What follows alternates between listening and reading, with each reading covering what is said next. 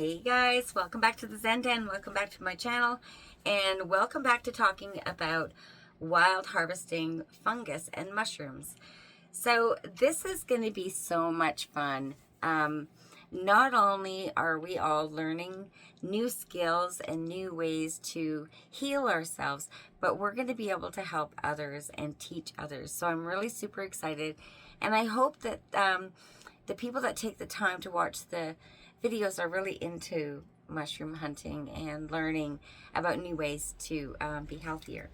So last video I was talking a lot about the gills and the polypores.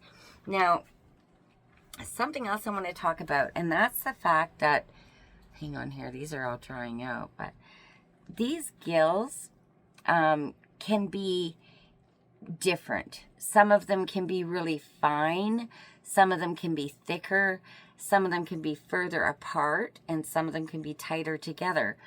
So when I tell you guys that taking your notes when you're out there with the mushroom is important, I can't emphasize that enough, because you're going to see with your eyes so many details that, again, when you get home to do your research, they're just going to make it, that knowledge is going to make it easier for you to identify the mushroom. So, yeah, your notes and research. Now, when I do my research, when I find a new mushroom and I do research, I'm going to tell you guys exactly what I do. And it might be overkill or whatever, but it's what I do.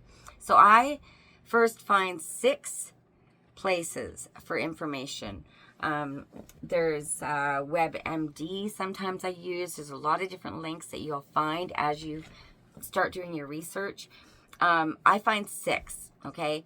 So then I will go through all the notes and watch any videos that there are for those 6 credible people or research channels on the mushroom. So then once I find 6, I go through them all and I narrow it down to the 3 that I find give me the most information that I find usable for me. So then after I find those 3, I will go back to my research and I will find people that wild harvest this mushroom or grow the mushroom themselves. So then I start over again and I find 6, and I find that if they're credible, I check to see, you know, their qualifications or their research or their passion. You can tell a lot about a channel when it comes to mushrooms by the passion that people have when they find a new mushroom or when they're talking about it. Hang on. Okay. I'm so glad I got this whole pause thing figured out, because I still have a cough. Okay, so yeah, I do the same thing. So I find 6 credible ones and I narrow it down to 3. Now I'm back to 6 again, right? So I have 3 when it comes to the research on it, more of regarding properties and benefits and stuff, and 3 on people that grow it and harvest it. So I'm now having a lot of visual watching people harvest it. So I'm picking up on techniques for harvesting. I'm picking up on where it's growing. I'm picking up on different things that they say if they're cooking it, if they talk about smell, or I'm picking up information about texture, color, all sorts of stuff of doing my research that's going to help me just gain knowledge, right? Because the more we know, the more we grow, right? Okay. So, now, once I'm to my 6, I start taking my notes of what I want or what I think is important. Now, this is one of the reasons that I love, and I know I spoke about it in another video. I kind of gave a plug for Mushroom Wonderland. One of the reasons I really appreciate that particular person, and I like to learn from them, is because of their appreciation and how he takes the images, the photos, he goes over details and talks about it and touches it and smells it, and you know, that's how we're really going to learn when it comes to something that's living and growing and changing throughout different seasons. Like, we don't just want to learn Okay, that's a turkey tail. We want to know in our brain, what seasons do they grow? Like, what if we need that mushroom or that medicinal? We want to know in our brain quickly. You can only learn so much, but over time, what medicinals are going to be available to you, including fungus, at what times a year. So that's all. When I talk about taking notes, these are all the things that you can have your notes. So you're not reading somebody else's that might live in a different, what do they call it, climate. You'll learn about yourself because you're doing it, right?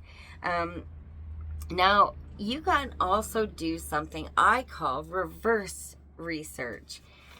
Now, the reason I say that is because I believe that when we see it with our eyes, we can then follow research more accurately off of our knowledge. If you have never gotten into it, and say you have a field guide, right? You went and purchased one for your area, because it's really important that you wouldn't want to buy one for Arizona if you lived in Alaska. It's not going to work out.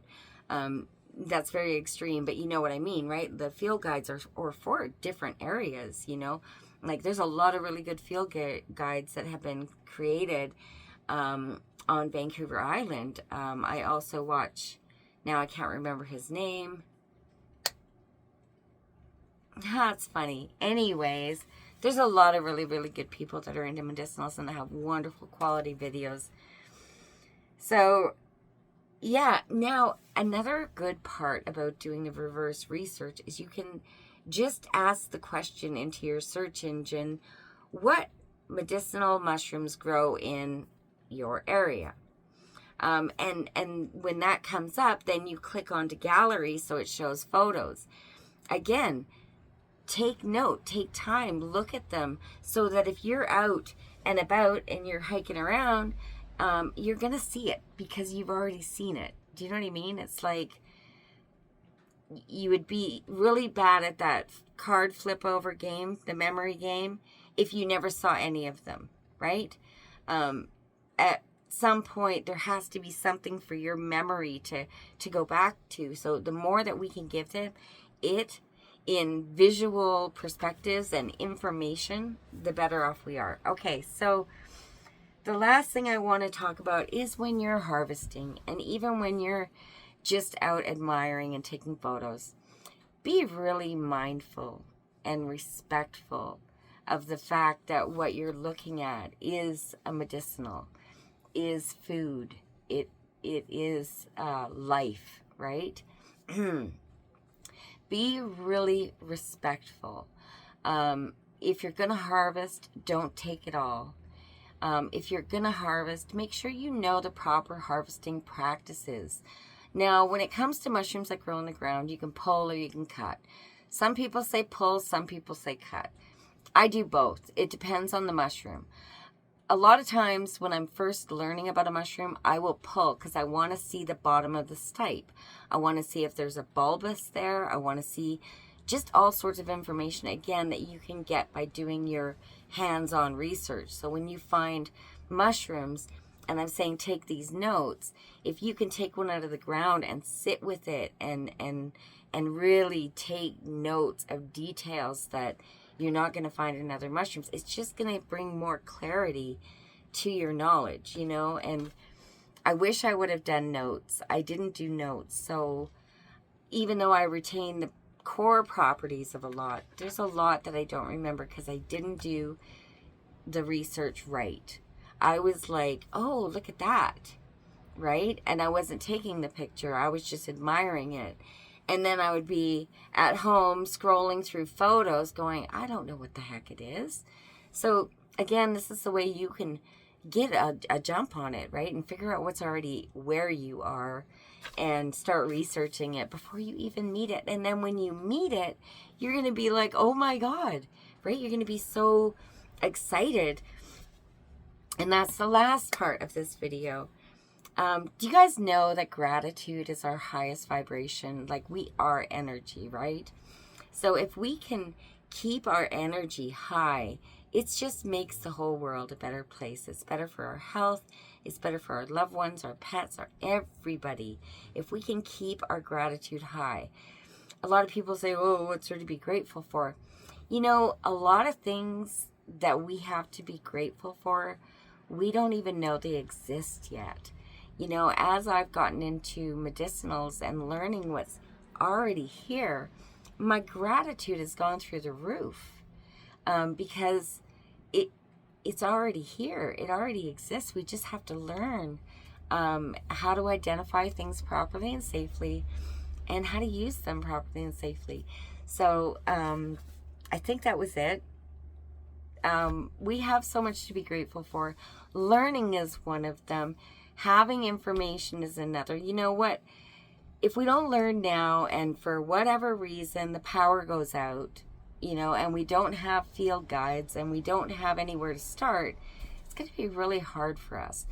If we have the knowledge and we have the things around us that we need, we're going to be like, you know, kicking ass and taking names. So learn as much as you can. I hope you enjoyed this video. If you watched it this far, put a little blue heart down in the comment section, because blue is my favorite color. I hope you're enjoying learning about mushrooms. Like, share, subscribe, and comment below. Let's keep going. Bye.